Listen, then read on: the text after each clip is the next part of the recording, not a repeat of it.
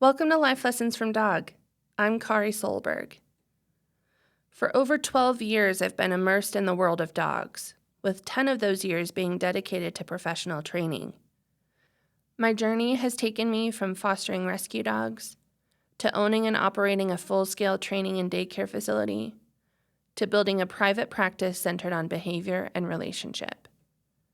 And through all of it, I've learned this. Our dogs are some of the clearest mirrors we have. They reflect our energy. They respond to our stories. And often, they reveal the things we don't even realize we're carrying. Because the truth is, how we see them shapes how we treat them. And the same is true for how we see ourselves.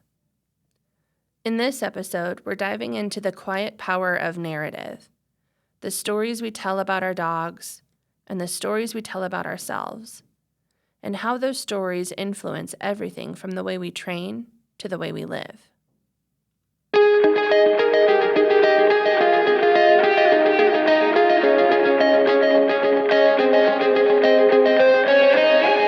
When I'm working with behavior cases, especially fearful or defensive dogs, I almost always hear some version of the same story. He must have been abused. She's probably scared of men because one hurt her. She just had a really rough start. And I get it. I really do. These stories don't come from a bad place. They come from empathy and from that very human need to make sense of things that feel hard or unpredictable. Because when we see a dog cower at a raised hand or bark at a stranger, we want a reason. We want something that explains why they're acting this way. Because if we understand the cause, maybe we can fix it. And yes, sometimes there is a history. Sometimes there's real trauma involved. But more often than not, I've found something else at play. The stories we tell, they aren't always based in truth. They're shaped by assumption, emotion, and sometimes by our own discomfort with not knowing. Because not knowing feels powerless. And in that space, we reach for meaning. We fill in the blanks. We write a backstory that gives shape to the behavior. But here's where that gets tricky. When the story becomes more real to us than the dog in front of us, we're not training the dog, we're really training the story. And when we're training the story, we're no longer responding to what's actually happening. We're reacting to what we think is happening, and that changes everything. We soften structure, we lower expectations, we excuse behavior that actually needs clear feedback, not because we're careless, but because we're trying to be kind. And the problem is that kind of kindness, when it's driven by guilt or pity, often keeps the dog stuck. Years ago, when I was running my training facility, I was often the last call rescues made. The person they reached out to if a dog wasn't making it work in a foster home. That's how Bianca landed with me. She was a medium-sized mixed breed, labeled as a behavior case because of increasing food aggression. Her foster reported that she was guarding her bowl, snapping at the other dogs, and acting unpredictable around meals. They also insisted she wasn't starving. In fact, they thought she was overweight. They described her as just kind of pudgy. But the moment she walked in the door, I knew exactly what was happening. She wasn't overweight. She was pregnant. Very pregnant. 4 days later, Bianca gave birth to 8 puppies at my training facility. And those puppies were raised with every resource I had. I used the industry standard puppy culture protocols, introduced them to new people, textures, sounds, environments, you name it. They were socialized thoughtfully and intentionally from the moment they were born. Truly, they had a best-case scenario start. And still, as they were adopted and grew into adolescence, several of them began to present with some level of stranger danger. See, Bianca was a very sweet girl and she really loved people, but she always did have a slight distrust of them. That distrust was passed on to her puppies and manifested as they grew up. That experience with Bianca's puppies really solidified something for me. Not all behavior is the result of a bad past. We want it to be, because that's easier to fix, right? If we can pinpoint a specific event, some trauma or some mistreatment, then we can address it, love it away, and heal it like a wound. But behavior isn't always a wound. Sometimes it's wiring. Sometimes the dog isn't anxious because something happened. Sometimes they're anxious because that's how they're built. The same way some people are naturally more sensitive to noise or chaos or change, some dogs are too. And that doesn't make them broken. It just means we have to start from a different place. I think we forget that dogs, just like people, have unique personalities, different thresholds, different capacities for stress, novelty, and social engagement. Some dogs walk into a room like they own it. Others need a slow introduction and a lot of space. That's not always a reflection of what they've been through. Sometimes it's just a reflection of who they are. But when we assume trauma as the default, we build the whole plan on the wrong foundation. We lead with pity instead of presence. We offer softness instead of structure. We feel sorry for them when what they really need is for us to show up strong. And while compassion does matter, what most of these dogs need isn't our guilt. It's our steadiness, our structure, our willingness to meet them where they are without dragging a fictional backstory into the moment. That's the shift.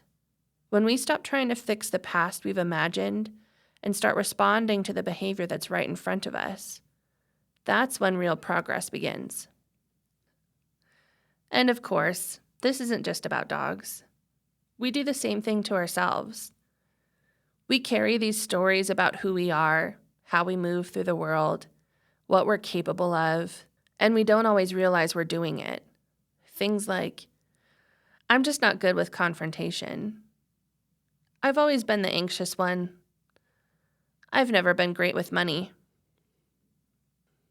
Maybe those stories started with a single moment, a comment someone made, a time we felt rejected, a mistake we couldn't stop replaying. And over time, that one moment kind of calcified.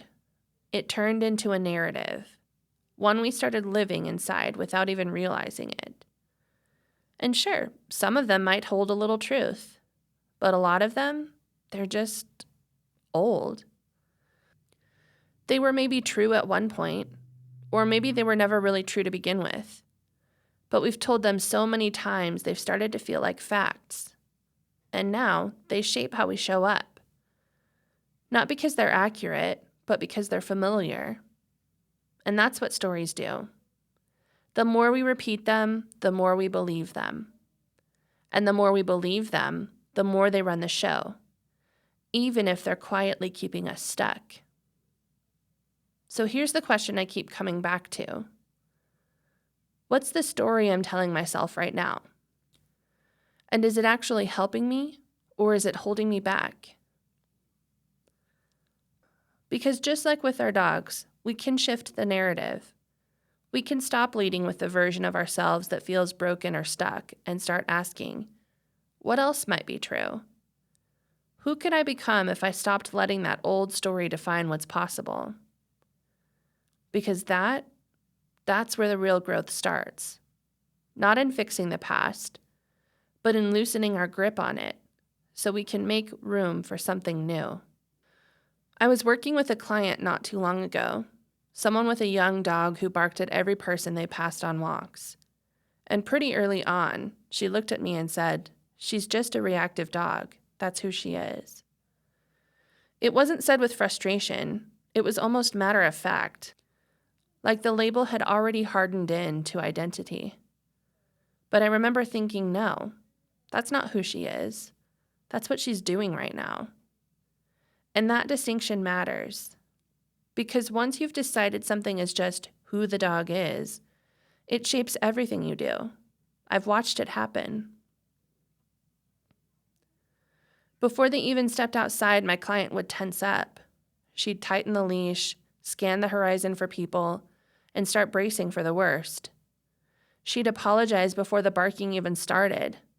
She'd cut walks short, avoid busy times, and steer clear of trails altogether. Not because she didn't love her dog, but because the story had taken over. And in doing so, it became a self-fulfilling loop. The label led the behavior. The behavior reinforced the label.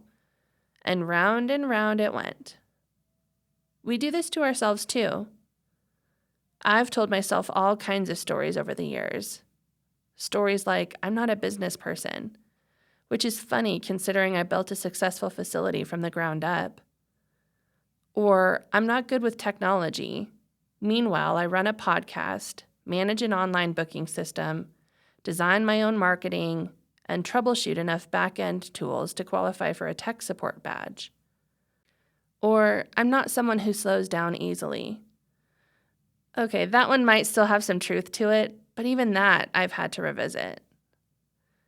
Because what I've learned is that when you believe a story deeply enough, you start to build your life around it.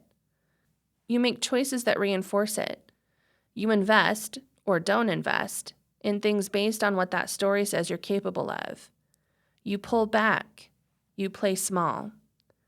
You stay in motion even when your soul is asking for stillness. Not because you can't do the thing, but because you've already decided who you are. And that's what makes stories so powerful and so sneaky. They don't just live in your head, they show up in your patterns, in the way you speak to yourself, in the opportunities you pass by because that's not for me. Our thoughts shape our actions. Our beliefs shape our lives. And when a story goes unexamined long enough, it stops being a reflection of our experience and starts becoming a rule we unconsciously live by. So maybe the real question is this: what story are you living inside right now? And is it one rooted in truth, or one built on old fears, outdated assumptions, or limitations that no longer serve the person or the dog you're becoming? So here's what I want you to sit with this week. What story are you telling about your dog? Is it helping them move forward or quietly holding them back? And what story are you telling about yourself? Is it still true, or is it just familiar? Because here's the thing. Stories are powerful. They can explain, they can protect, they can guide, but they can also limit. And the beauty of a story is that it's never set in stone. We get to revise. We get to edit. We get to say, this version no longer fits who I am or who I want to be. So this week, I challenge you to notice the stories in your training, in your relationships, in your own inner dialogue. And when you catch one that feels outdated, limiting, or heavy, ask yourself this: what would change if I let it go? Because sometimes the biggest breakthroughs come not from doing more, but from believing something different. Our dogs are always communicating, not just through their body language or behavior, but through the energy they respond to. And whether we realize it or not, we're always communicating too. Not just with our words, but with our beliefs, with the expectations we bring into the room, with the stories we silently carry. And those stories, they matter. They shape how we show up, how we connect, how we lead, and how we listen. So if there's one takeaway from today, maybe it's this: let's start paying attention to the narratives we're living by. Let's get curious about the stories we've accepted, about our dogs and about ourselves, and ask if they're still serving us. Because when we meet the moment with presence, not projection, when we respond to what's real instead of what we assume, that's where the real change begins. That's when we stop training the past and start building the future. For our dogs, and for ourselves.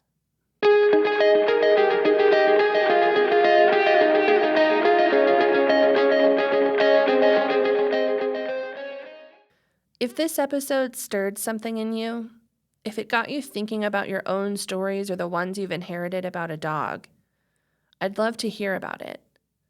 You can connect with me on Substack at lifelessonsfromdog.substack.com or on TikTok and Blue Sky at lifelessonsfromdog. And if this kind of reflection feels meaningful to you, take a second to subscribe, share, or leave a review. It helps more than you know, and it helps this podcast find the people who need it most. Because sometimes the right story at the right time, but changes everything. For you, for your dog, and for what comes next. Thanks for being here.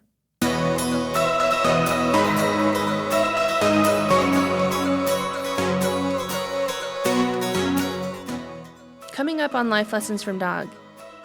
Have you ever noticed how easy it is to show love, but how hard it can be to receive it? In the next episode, I'm talking about what our dogs model for us when it comes to unconditional love. I'll share a conversation that cracked something open for me, a moment with Eden that reminded me what real presence looks like, and why so many of us struggle to let love in when it doesn't come with strings. If you've ever braced yourself against kindness or found yourself questioning whether you're worthy of the love you're being offered, this one's for you. I'll see you next time on Life Lessons from Dog.